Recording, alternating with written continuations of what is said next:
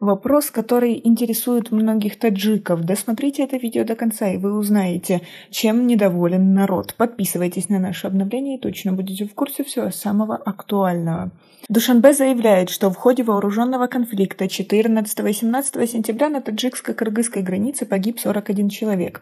Однако, за исключением участия руководителей некоторых районов в церемонии похорон военнослужащих, какого-либо решения властей в связи с трагическими событиями принято не было. В Кыргызстане, где по данным властей этой страны в конфликте на границе с Таджикистаном погибли 59 человек, 19 сентября объявлен Днем национального траура. Некоторые из руководителей этой страны попросили прощения у родителей погибших солдат. В Таджикистане группа активистов и представители отдельных партий обратились к правительству страны с просьбой объявить 20 сентября или любой другой день Днем национального траура в память о погибших мирных жителях и военнослужащих. А как вы думаете, правильно ли так сделать? Свои ответы напишите нам, пожалуйста, в комментарии. Саид Джафар Усманзада, глава Демократической партии и депутат таджикского парламента, считает, что такое решение будет данью уважения тем, кто погиб при защите границ Отечества. Каждый военнослужащий или гражданин нашей страны находится под защитой Конституции Таджикистана. Все эти люди погибли в результате вероломного нападения кыргызской стороны. Погибшие понятия не имели, что будет нападение, и я считаю, что правительство должно объявить 20 сентября Днем национального траура. Мы должны с особым уважением относиться к нашим погибшим гражданам и почтить души мучеников. Так пояснил он свое предложение.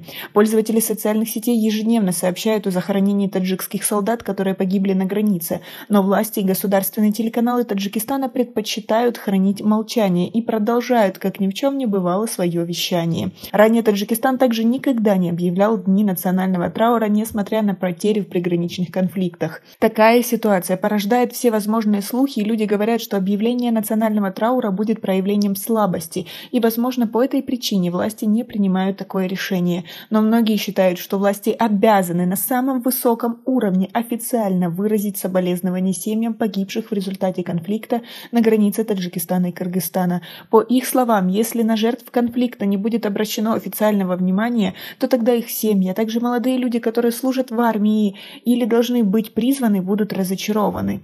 Абдукадири Рустам, таджикский журналист и писатель, является одним из сторонников объявления Национального дня траура в Таджикистане. Руководство страны несет ответственность за всех граждан страны. И если этих граждан массово убивают, то власти обязаны выразить им свои соболезнования. Или нужно объявить День национального траура, чтобы те граждане Таджикистана, которые сумели выжить в результате конфликта, увидели, что их жизни имеют ценность и уважение в глазах своего правительства. Последние боестолкновения произошли 14 и 17 сентября, причем происходили они, как утверждают власти Таджикистана и Кыргызстана, по линии всей границы.